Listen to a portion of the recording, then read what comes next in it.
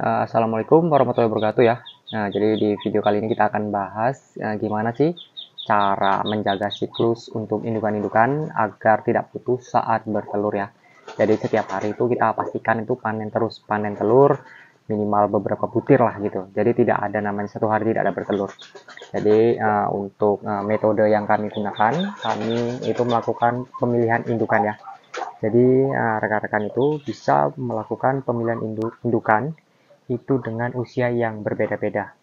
Nah, ketika usia yang berbeda-beda, jadi indukan-indukan ini itu akan bertelur dengan silih berganti ya. Jadi kalau kita beli indukan yang hampir usia sama, kita bilang dari satu kandang, ataupun kita nyetak sendiri dengan populasi beberapa ekor, kita usianya sama, ini bisa kita pastikan siklusnya nanti terkadang bisa putus rekan-rekan. Jadi bisa sampai sebulan sampai dua mingguan tuh kadang tidak ada hasil telur yang kita dapatkan. Jadi kalau di kandang kami ya, kami menjaga siklus yaitu dengan menerapkan pergantian indukan di usia yang berbeda-beda. Jadi ketika indukan yang produktif tadi mulai bertelur, nanti setelah mereka bertelur, ini yang indukan yang masih muda ataupun baru bertelur ini udah mulai bertelur lagi gitu. Jadi siklusnya itu tidak putus. Dan juga masalah pemilihan indukan yang udah tua ya, indukan-indukan yang akhir itu harus segera langsung digeser ya rekan-rekan. Jangan dibiarkan larut lama karena itu akan merugikan kita di ransum pakan. Nah, caranya gimana bang untuk indukan? Kadang kan ya ada indukan yang tua tapi masih bagus produksi. Nah, jadi rekan-rekan tuh perlu juga diamati nih, ketika indukan-indukan ini yang tua ini kok bagian bawahnya atau bagian perutnya itu masih nggak terlalu besar. Nah, itu kok lama banget, itu biasanya itu yang memang indukan yang udah akhir dan dia tidak bertelur dalam jangka waktu yang mungkin sebulan atau mungkin sampai sebulan lebih lah gitu. Sebulan seminggu itu tidak bertelur. Nah, itu biasanya indukan udah mulai akhir. Dalam artian mereka itu juga mampu bertelur, masih mampu bertelur, cuman jangka waktunya yang lebih lama.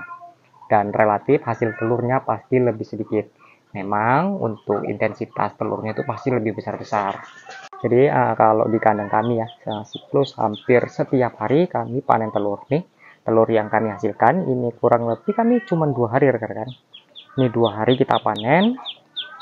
Dan ini belum kita masukkan ke dalam mesin ya. Jadi kita setelah kita kumpulkan lah, setelah di atas 50 butir atau 40 butir baru kita masukkan ke dalam mesin. Ini kemungkinan besok baru kita masukkan ke dalam mesin. Jadi kita tuh 3 hari atau 4 harian gitulah, biasanya tergantung dari hasil telur yang dihasilkan indukan beberapa butir, karena kami menerapkan sistem yang menggunakan pola dengan beberapa butir yang kita masukkan. Jadi kita hari ini menghasilkan telur itu nggak kita langsung masuk ke dalam mesin, enggak. Jadi kita bertahap. Jadi ketika telur yang kita targetkan sesuai harapan baru kita masukkan ke dalam mesin tetas. Jadi kalau masih dapat sekitar 15 butir, dapat 18 butir itu belum kita masukkan. Jadi kami ada target di sekitar 40 butiran ke atas atau 50 butir baru kita masukkan ke dalam mesin. Jadi agar ketika panen nanti ya, siklus yang dihasilkan itu panennya lebih terasa. Jadi kalau panen cuma 15 ekor, 12 ekor ini kan relatif lebih lambat ya. Nah, memang itu tergantung dari indukannya juga sih. Kalau indukannya itu banyak, ya bisa diterapkan seperti saya. Tapi kalau indukannya masih beberapa aja, masih berapa ekor aja, masih belasan ataupun masih puluhan, yaitu memang relatif lebih lambat lah gitu kan, ibaratnya lebih sedikit.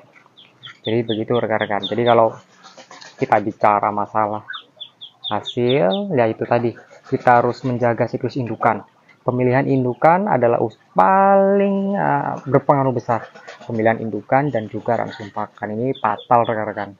Kalau misalnya kita masih menerapkan metode peternak campuran, dalam artian di situ ada indukan, di situ ada pembesaran, di situ ada DOE, itu kita campur jadi satu. Nah, ini bakalan tidak ada hasilnya rekan-rekan.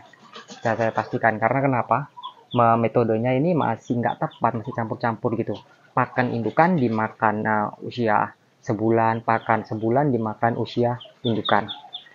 Jadi penting bagi kita kalau mau pembesaran ya khusus pembesaran, kalau mau pembibitan ya khusus pembibitan, dan juga kalau mau melihara dua-duanya itu harus dengan metode sekat. dengan perhitungan yang berbeda rekan-rekan. Contoh ya, seperti saya ini sistem pembibitan. Ransumnya ya tetap ransum pakan pembibitan.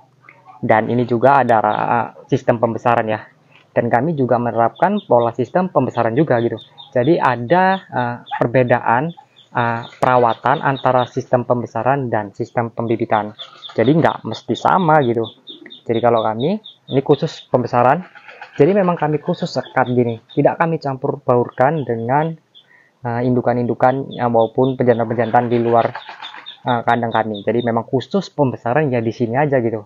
Pembesaran. Jadi nggak usah dicampur-campur dengan indukan. Ini nanti mengakibatkan ya, itu namanya makan bulu. Biasanya anakan ini biasanya sampai dimakan di bulunya tuh sama indukan-indukan, yaitu karena tadi kanibalisme tentu akan terjadi ketika itu kita campur.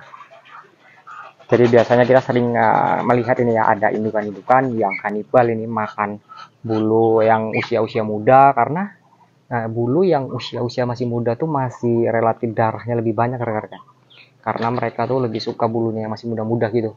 Makanya itu biasanya sering terjadi tuh, kanibalisme memakan usia yang muda bulunya itu. Bahkan sesama indukan kadang juga makan bulu, tapi nggak terlalu fatal. Jadi seperti itu rekan-rekan. Jadi penting bagi kita sistemnya itu, kalau rekan-rekan mau memelihara dua-dua, pembesaran, pembibitan, nah itu harus dengan metode sekat yang berbeda-beda. Jangan kita campur baurkan, di sini melihara indukan, terus kita campur melihara anakan, campur usia 2 bulan, campur usia 3 bulan. Nah ini hitung-hitungannya nggak bakalan bisa teman-teman. Ini pasti akan meleset, walaupun diberi pakan apapun, ini pasti meleset hitung-hitungannya. Jadi kalau kami nih, ya perawatan pembibitan ya pembibitan dengan pola ransum pakan dan perawatan pembibitan, dan pembesaran tetap kami pola penerapan pembesaran. Ransum pakannya juga berbeda rekan-rekan. Ini enggak sama-sama makan pembibitan ya.